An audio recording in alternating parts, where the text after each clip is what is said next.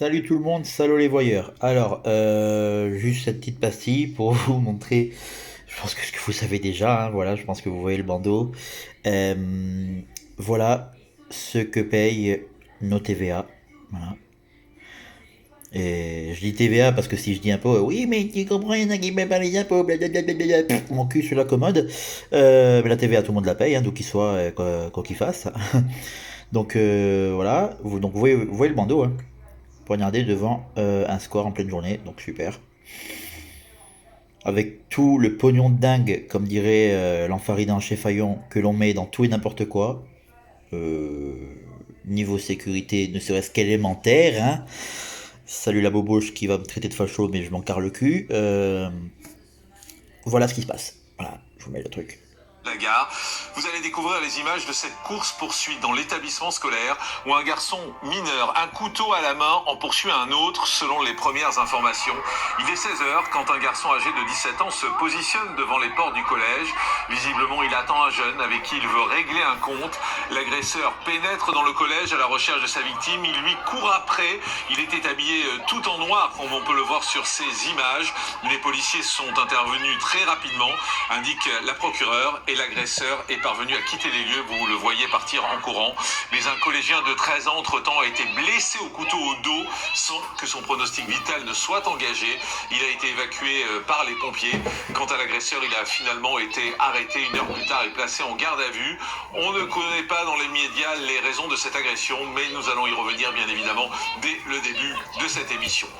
Et c'est justement à ce moment que l'on apprend que la ville de Cannes veut rétablir l'autorité dans les écoles. En cas d'indiscipline, les collégiens et les lycéens pourront être obligés de s'occuper par exemple de la propreté des trottoirs ou des espaces verts. C'est ce que l'on appelle des travaux d'intérêt général. Et cela pendant les vacances, le week-end ou hors du temps scolaire. Écoutez les explications du directeur du cabinet du maire de Cannes. Une exclusion pour certains, ça peut être des vacances aussi. Hein. J'ai été exclu pendant une semaine. Pendant une semaine, je ne suis pas allé à l'école. Là, l'objectif, c'est pas celui-ci. L'objectif, c'est d'ailleurs hors temps scolaire, c'est pendant donc les vacances, et bien de proposer 20 heures de travail d'intérêt général pour la communauté. Je pense que l'élève qui sera soumis à ce dispositif s'en souviendra, puis se souviendra aussi qu'il ne faut pas faire de bêtises.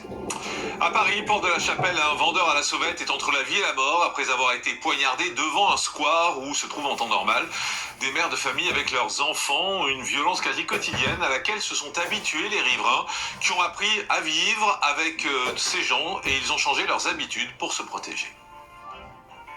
Aucune maman avec un enfant n'a pris le risque d'aller dans ce square. Je pense que les mamans ne se sentent pas en sécurité.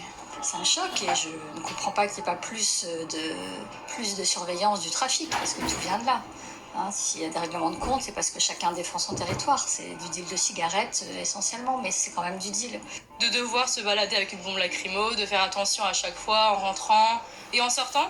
Retirer ses écouteurs aussi, on n'a pas de musique, comme ça on reste concentré et on reste à l'affût quand même de ce qui se passe autour de nous. Ils font leur business, ils n'ont pas envie d'être gênés dans leur business, et c'est souvent des rites entre eux. Faut juste faire attention, à mon avis, à son téléphone et à son portefeuille. Hier, je vous parlais de cette fusillade à Avignon qui a failli tourner au drame quand un tramway avec ses passagers s'est retrouvé au cœur d'une fusillade entre deux bandes rivales. Mais ce matin, vous allez découvrir qu'une riveraine aurait pu y laisser la vie car une balle perdue a traversé sa baie vitrée pour atterrir dans sa chambre qu'elle venait tout juste de quitter. Voilà. Cette habitante du quartier de la Rocade à Avignon s'estime être une miraculée. Ce dimanche, peu avant 17h, Nicole sort promener ses chiens. À son retour, elle découvre qu'une balle a traversé son appartement. Je vais du côté de ma fenêtre et je vois un trou dans le double vitrage. La balle avait traversé les doubles vitrages. Elle est allée jusqu'à la porte, elle a transpercé la porte de la chambre et elle a atterri dans le mur. J'ai dit, mon Dieu, mais si je serais partie après l'heure, eh ben, j'aurais été chez moi et la balle, elle était pour ma pomme. Selon nos informations, des Voilà. individus ont fait irruption et ouvert le feu en rafale sur un autre groupe posté au pied de la résidence. Ces derniers ont riposté. Je les ai vus avant que ça commence. Ils étaient 4. Il y avait 2 grosses motos et il y avait 2 autres en scooter, mais neufs, des beaux engins ils avaient. Voilà, situation effrayante. À Dijon, cette fois, la CRS 43 a été envoyée en renfort sur place pour tenter de rétablir le calme dans ce quartier où, à 2 reprises en 15 jours, la médiathèque a été incendiée. Il y a l'action des autorités, mais aussi celle des habitants de ces quartiers qui sont à bout. Et hier soir, ils étaient plusieurs dizaines à se réunir devant cette médiathèque, furieux que l'on s'attaque ainsi à la culture. S'attaquer à la culture, Il n'y a pas de hasard. comme Nathalie Cohen-Ders l'a écrit, c'est s'attaquer La réponse est dans la question. Hein. Et je pense qu'il faudrait qu'on soit encore plus nombreux pour défendre la République, c'est notre bien à tous. C'est intolérable qu'on s'en prenne à une bibliothèque. Ouais, mais vous votez ce qui occasionne ça, donc bon. Pour faire face à la délinquance et au trafic de drogue. C'est ça, insupportable. Présente, la maire de la ville a souhaité exprimer son soutien aux agents de la médiathèque et rappeler sa détermination à lutter contre le narcotrafic. Elle en appelle à la responsabilité de l'État. Il faut mettre des moyens importants, alors de la répression, je l'ai dit, la dissuasion avec une présence policière, mais aussi de la prévention. J'attends aussi du gouvernement un plan important pour lutter contre ce narcotrafic qui pourrit la vie des habitants. Et puis l'état de santé du pape qui reste inquiétant, et le dernier communiqué de ce matin indique simplement... Ça n'a rien à voir. Donc bon, voilà. Voilà.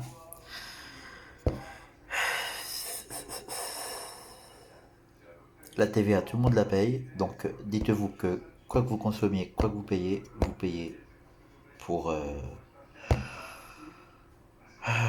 tout prier à chaque fois que vous tournez la tête, même chez vous. Hein. Et puis on va voir la schizophrénie de faire genre de se plaindre alors qu'on va revoter les mêmes qui occasionnent ça. Enfin, c'est une roue sans fin, quoi. C'est l'infatigable hamster dans sa roue. Qu'est-ce que vous voulez que je vous dise? Comme ça. Bon, ben, la bise. Hein. Et puis, puisse le sort nous être favorable. Un tant soit peu, ne serait-ce que. Allez, la bise.